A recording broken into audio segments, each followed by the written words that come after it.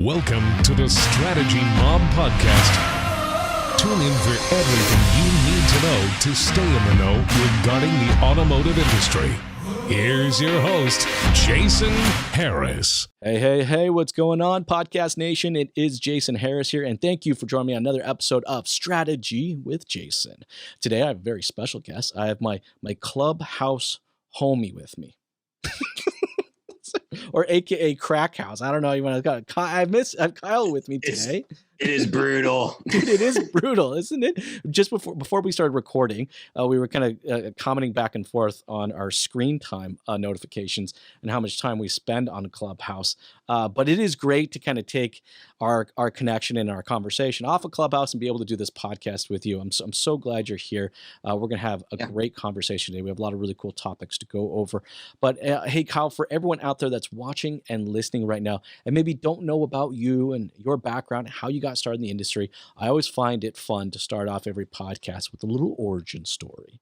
So what is the origin story of how you got started in this crazy little world we call the automotive industry?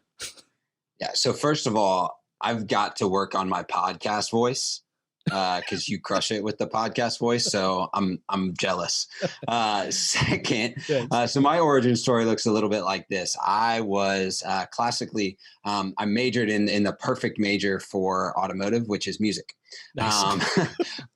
So I went through college, did that, actually came out of college, was helping plant a church in downtown Cincinnati. My wife and I, then fiance, she had gotten a job in Pensacola, Florida. Cool. And I needed to move there, find a job, find a place to live prior to us getting married.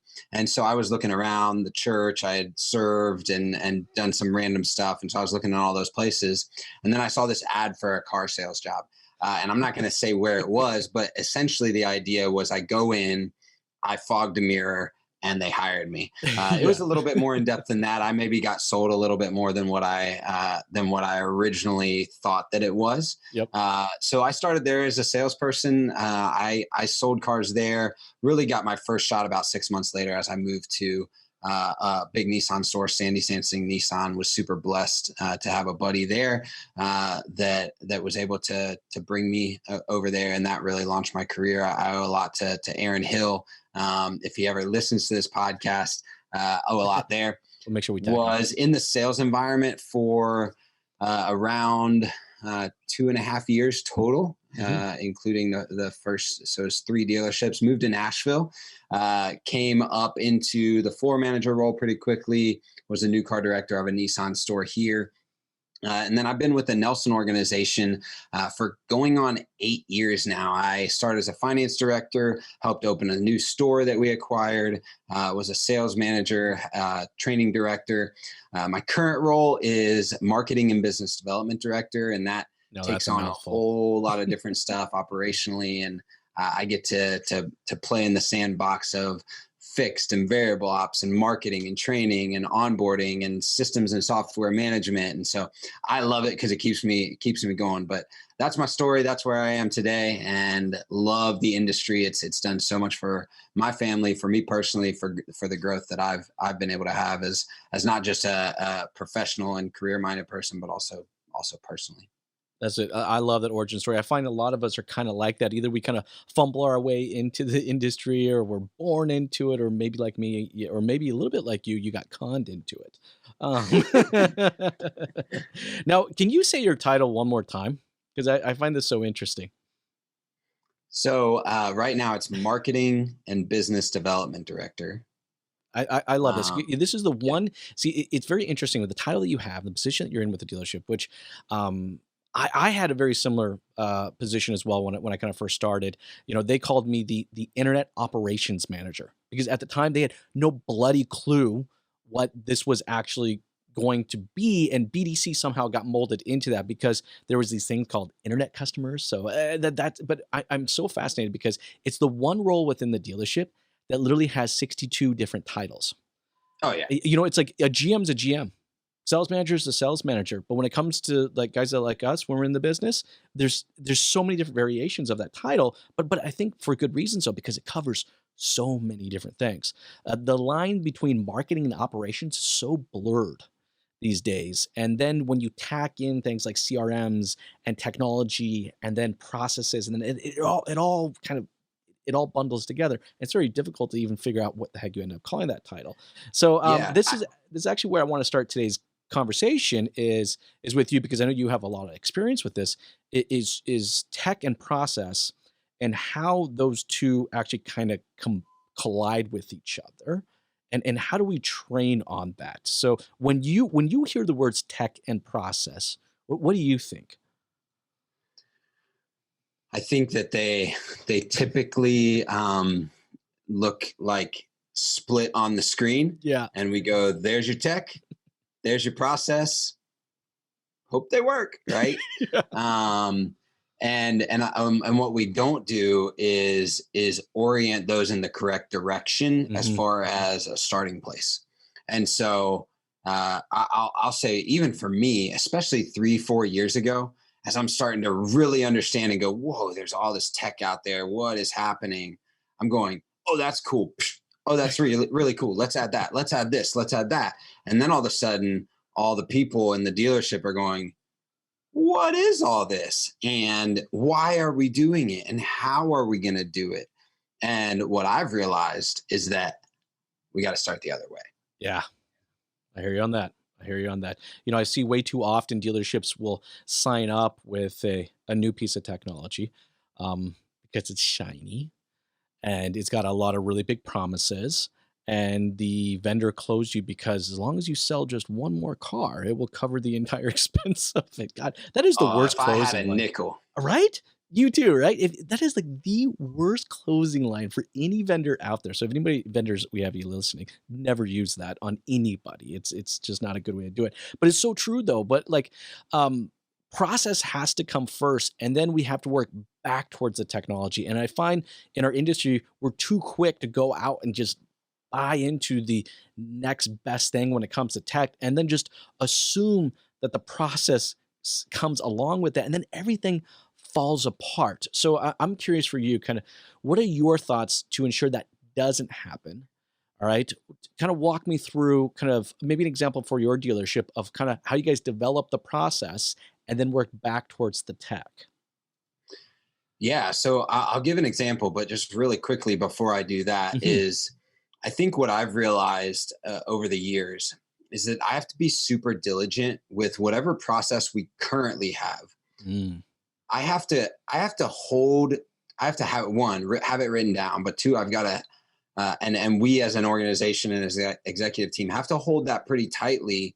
But with kind of gloves that say, I'm open to something new, but realize if I'm open to something new, it means I've got to reform what's inside my fist here.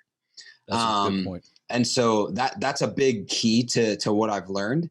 And so then, and really this all came about. And so the example that I have is this all came about when in late, 2018, we Uh-huh. started researching this whole thing called single point of contact retail process. And so that essentially means that one person goes from hello to test drive to quote to finance Love it. to protection to delivery, Yep. and at the same desk all the way through.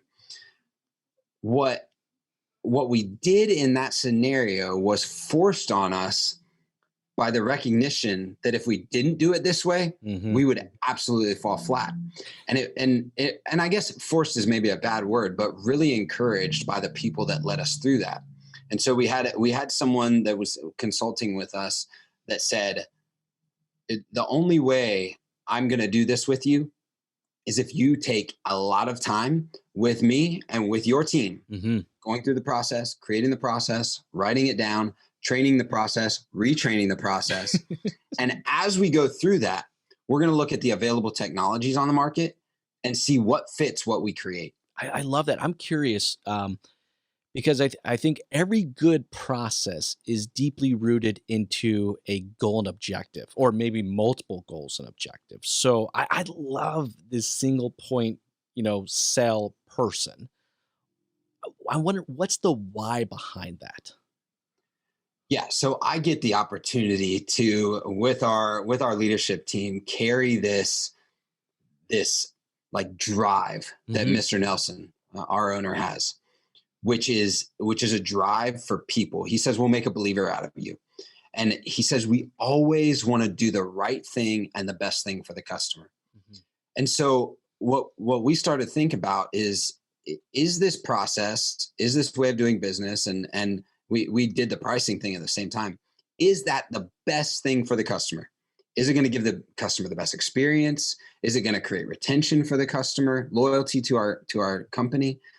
And if we make this decision to do this massive overhaul, spend 6 months with a trainer, change a core technology to our business, is it going to be better for the customer? Is it going to be better for people that want to do business with us and purchase vehicles? Yeah. And so that's a big why. That's and then huge. our second why is we believe that buying a car should be just as much fun as owning one. And you ask any person in our dealership. And See, there we go. I knew there was more than an operational goal. See, that's what I'm saying. Like every good process has multiple goals in place. There was both an operational goal, but then there was also a culture goal of like, we want to make this fun. And look, the old model, what we're talking about, all right, there's nothing linear about it. You know, it's like it's not a linear effort from the time that the person first interacts with the dealership to the time they take delivery of it. It looks more like this. Like it bounces up and down. It has peaks and valleys, both emotionally and operationally. It has peaks and valleys. So I love the fact that both your guys' culture goal and your operational goal was to create a linear transaction. I did something very similar at my dealership. So I love hearing the fact that you guys went that direction.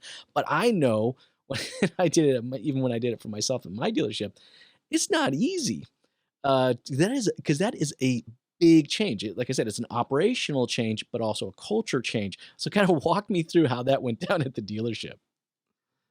Yeah, let me say change management is something that we don't teach well in the automotive industry. No, we don't. I think that we've got to get a better grasp at training our leaders on change management, especially from an interpersonal relationship piece, because people, even though they say they love change or they want change, they'll buck at it at the first sign that it impacts them poorly. Yeah. And so change management is a big deal. You know, and I'll tell you, so as I walk through this, the very first thing we did is we had a town hall meeting. We brought everyone from each store into a room with the person that was going to lead us along in this, our executive team, and said, this is what we believe is best. This is how we're going to go forward with it. What questions do you have? And we sat there for 2 hours, a litany of how is this going to happen? How is this going to work? You know, and then we said, oh, by the way, the very next meeting we're going to have is with 1, 2, 3, 4, 5, 6, 7, 8, 9, 10 of you. And we're going to pull you into this. And so change management became everybody's idea instead of just 1 or 2 people's idea. And then, so what happened is, and I'll tell you, the guy's name is Tom Ryan. If anyone wants that connection, I'd be glad to make that connection. But he helped us walk through that transition and go through that 6 month, I'm telling you, 6 month transition period from writing process and going through it. And then he sat in the room with the trainers of the software, which is A to Z Sync, which we still use today. Yep. Sat in the room together and goes, okay, we've created all this. Brought that to the table. We realized that this software is the right one. They came to the table, and then we're in the table. And then so all 3 are in the room collaborating together. See, that's how it's supposed to be. By the end of that, you get this really strong process. And like I said, I think that's a key point for everyone out there that's watching and listening is that this didn't happen overnight. It really doesn't. This was, it was 6 months probably for just the beginning steps of it.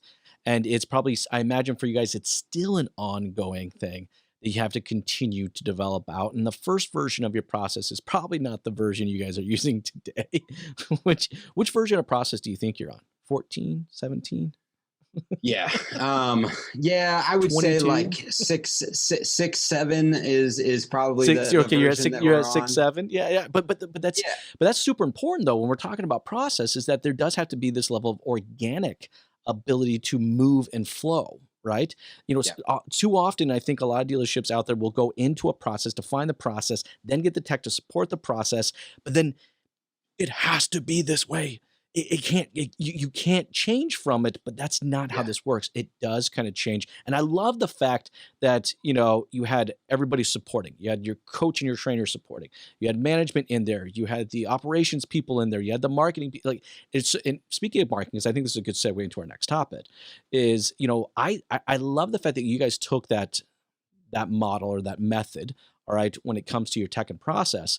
I unfortunately right now don't see that happen when it comes to people's marketing efforts. And when you talk Mm. about one of the largest expenses in a dealership, all right, is the marketing that they just kind of check out the proverbial box and let someone kind of handle it. They don't tie it into their processes and their operations. I know you got some thoughts on this. I guess here's my question then. How do we take back control of our content and marketing strategies where, it's actually a strategy? It's not just doing it for the sake of doing it. Man, loaded I question. know, Why don't right? you? So, I, taking back control. Really, for a lot of people, it might be like starting altogether. Mhm. And the first thing that you have to do is realize that if you've gone through the lengths, and hopefully there are dealers and people listening to this going, I want to go through these lengths. This is exciting. Yeah. Once you've gone through all that, nobody knows about it. And the reality is that the people inside your culture are going to be able to talk about your culture better than someone from the outside looking in. Yes. And so that's what we've created. We've created this interior team that allows us to constantly be inundated and be a part of the culture, the team, the people, flex quickly, implement quickly creative design, marketing strategy, and put that into the world.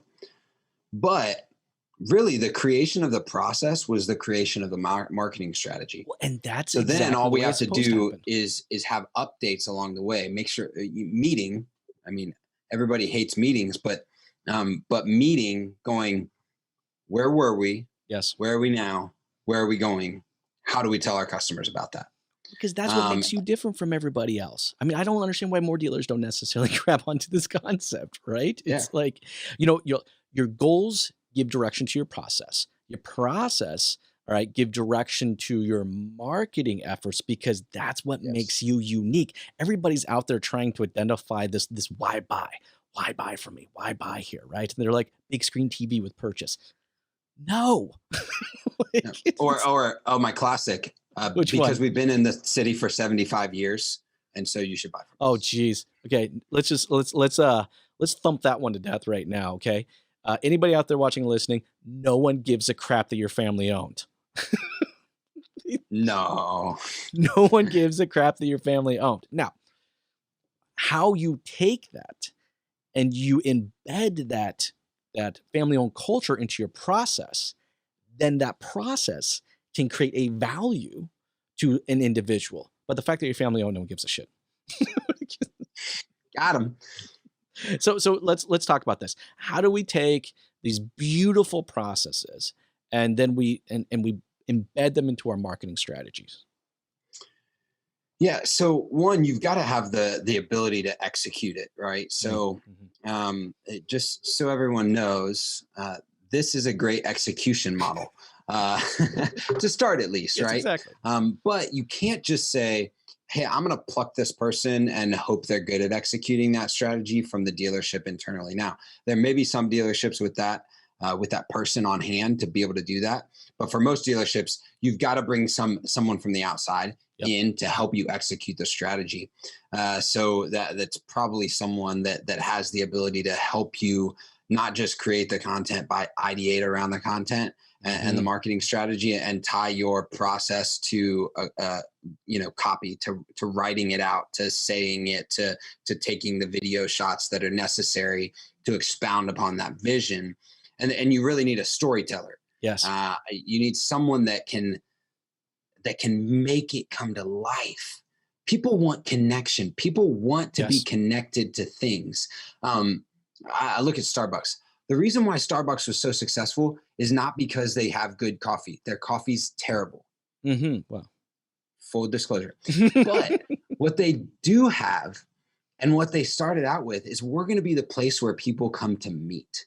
Yes. And so people want connection.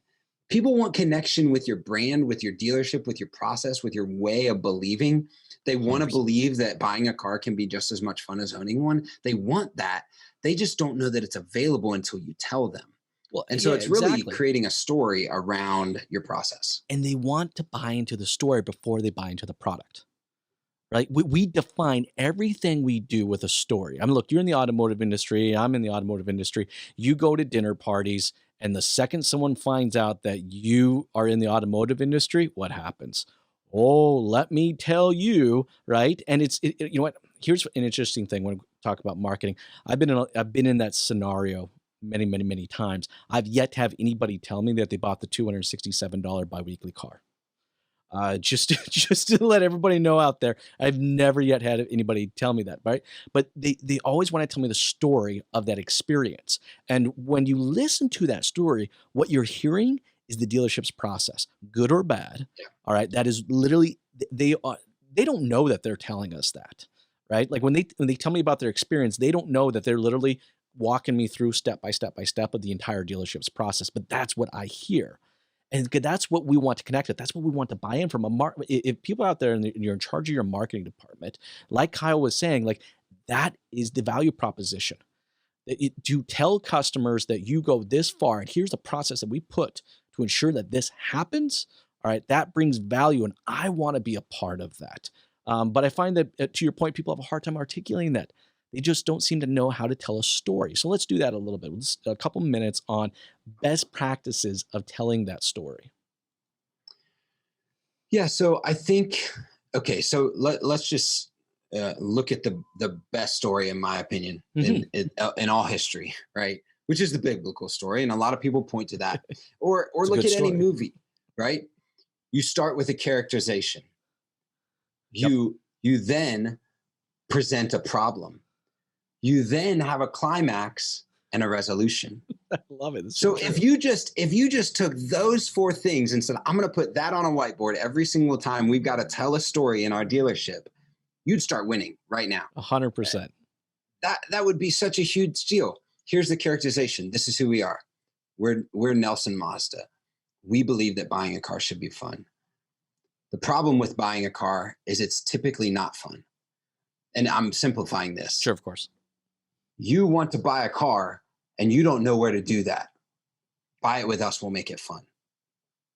Simple, right? Now you can create some crafty words around that and some beautiful imagery. And I'm just talking about like a 30-second commercial. Oh, 100%. Now you get to show them what fun means. Whew, yeah. Well, I got to ask this question then. How do you guys have fun? give me a couple of quick examples. I'm sure you got tons, right? But like, how do you depict that fun? Because I got to think, look, a lot of people, when they think of buying a car, fun is not a word that they typically describe, right? It is not of all the words they use to describe the purchasing a vehicle, that is not typically one. So then how do we embed fun into our process? I'm curious how you guys do it. Yeah, I always say in our onboarding classes, I say, so everyone wants to go to Disney World. Why? Because it's fun. Nobody wants to go to a car dealership. Why? Because it's not fun. Yeah. And so we want to swing the pendulum. That's why we said the word fun, not like this should be easy. There's a lot of things that are easy, but Disney World is the real fun. We want to get there. So it's really simple. We don't do like, banging gongs and crazy stuff on the showroom. Yeah. We actually verbally empower our people to laugh. Okay, I like that. It's really ridiculous, but we verbally empower them to laugh throughout the sales process, to be human to the people sitting across the showroom.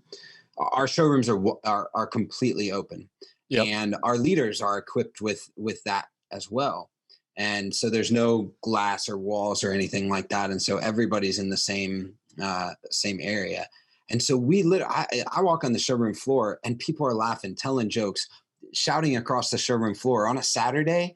Man, you've got a team lead talking to a client advisor across the room. Now we're not shouting social security numbers, but we're saying, hey, how's it going? And everybody's having fun, and it's an environment. It's really just a culture. Like we actually don't do anything like extra from like a gimmicky I'd call it gimmicky piece. Sure. We just enable our people. We empower them to go have fun, and then they laugh, and you see them smiling, and we're high fiving, and the energy's there, and people catch on to that.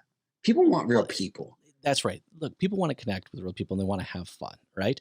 I'll give you an example. See, I'm my EQ is not overly high. I'm the first one to admit that. It's just for me, it's just not right. So if I don't embed something into a routine or a process, then it just simply doesn't get done. I mean, in fact, I'll tell you right now, like spending time with my kids is embedded into my calendar. And it's a beautiful thing because it actually turns off my phone, turns off notifications. Yeah. It forces me to do it, right? But I find, I have to be intentional. For me to be intentional, like if I, for me at my dealership, I wanted it to be fun. Then I had to be intentional with that fun because that's just for me. I can't Mm. remind myself. I'm never in a mindset where I'm always smiling. Like I remember, actually, I'll give you a perfect example. When I first started doing podcasts, now I'm on 360 something odd episodes, but I used to have this sticky note sitting right underneath that camera right there that said "smile" on it because I was horrible. I was Yeah. horrible at actually remembering myself doing that. But I find that those are the kind of little hacks, right? I mean, I remember like teaching, I'm sure you guys probably do the same thing. When someone answers the phone, when you smile and you answer the phone, your Stand up and tonality is smile. different, right? It sounds different. So I think there are ways to kind of embed that into our processes. But then I love just also having crazy little bit of fun. To see my first experience with a car dealership was a petting zoo. Oh, I showed up at a car dealership. It was a Ford dealership, and they're having a petting zoo. I was about 9 years old, Hey, and I was just now. I'll be honest with you. For almost the entire year after that, every time my father asked me, what do you want to do this weekend?" I said I wanted to go to a car dealership because in my head it was a lot of fun. yeah, Like there was a yeah. petting zoo, there were hot dogs. All right, like I Like, got to ride let's a go. camel. It was freaking amazing. It's like Yeah. so. I think there's some space. I think I would actually like to see some people bring back that old school Yeah, and stuff. I think we've talked about some of that stuff, and I think that may be a thing that we do in the future. Um, we're still trying to hone in on this process. My new buddy Alex Flores, they have a band every Saturday in their See, there showroom. you go. I love That's it. Of crazy. course, Let's Alex does. That doesn't go. surprise me one bit. Yeah. So it's I think that we do need to have fun. We need to have a lot of fun. Buying a car should be fun, y'all. This is this is the way I say it. How many people do you know that name their car? Tons, probably Exactly. 50, 60, 70% of the people that you know name their car. Well, that means it's fun. They love it. They like to go for a drive, accessorize it, enjoy it.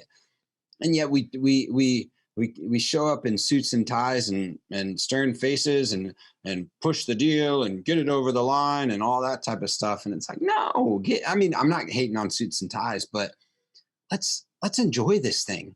We got to do it a lot. Look, like if you're not smiling, you're not having fun. I'll give Yeah. you another quick one we used to do. Used car descriptions. I've always been a big fan, even though a lot of people tell me that used car descriptions are dead and no one cares about them anymore. But I actually used to name my used cars. And I remember I had like this '01 Focus on my lot, and I called him Frank. And I'm like, Frank, not the most exciting, car out there, but Frank will get you from point A to point B reliable. It'll save you some money on gas. It's not Frank's not going to show up to your frat party and have a kegger in the trunk, but Frank will. It's just I created a story. We were talking about this earlier, but it was just having fun, right? And I just think that's Yeah. look. If anybody out there watching, listening to this right now, this is what we're talking about. You got to hack it. You got to find weird places that you can embed fun into your dealership as long as that's what is the culture and the direction and the goals. That's what I think. I mean, look, everything we've talked about so far today has all been about that, right? It's like defining that goal and then working backwards towards the technology, working backwards towards the process, and just that and working backwards towards the marketing. But it all comes from defining what those operational and those culture goals are. And you guys have done an amazing job of that. I know it's at the tail end of our time, and we could probably jam for another hour. For sure. Guys, this has been a great topic, and I know we're going to extend this conversation into Clubhouse. I guarantee you we will. Yeah. Yeah. but but No doubt. but Kyle, before I let you go, though, for everybody that's been watching and listening and just really digging on this conversation, would like to connect with you and kind of continue that conversation. What's the best way to connect with you? Yeah, so I'm most active on LinkedIn. It's Kyle Mountsier. You can see that right down here. My name is kind of crazy. I'm the only Kyle Mountsier actually in the whole world. That's awesome. Which is a wild fact. So you can even Google me, and on the first 3 pages, if you want to, you can find everything about me right there. You're so lucky. But been on Clubhouse a lot, so check that out. Also, Contagious Podcasts. If you type in Contagious Podcasts Automotive in anywhere you get your podcasts, YouTube and all the podcasting channels, love to share there what's going on, and message me. I respond to those. I want to have more conversations with more people because there's a lot of valuable voices out there that I would love to connect with. And man, that's what I love about you. I just like first time we were in a clubhouse together, I was just like, this guy, you know what? It's just, you can see what your intent is. You find out real quick what people's intent are if you talk to them long enough, right? And it was just like, your intent was to connect, bring value, and just, and try to help others enhance their voice. Because I agree with you. This is the reason why I do podcasts and why I have Strategy Mob, my kind of content club, right? Is because I think there's amazing people out there with amazing voices, and whatever we can do to help enhance those voices is awesome. Hey, Kyle, thank you so much for taking the time to jam with me. This has been a lot of fun. You have yourself an amazing day. You too. Take care. Thanks for tuning in to the Strategy Mob podcast with your host, Jason Harris. Don't want to miss new content? Be sure to sign up to be a mobster at strategymob.com to stay in the know. Remember to like, comment, and subscribe.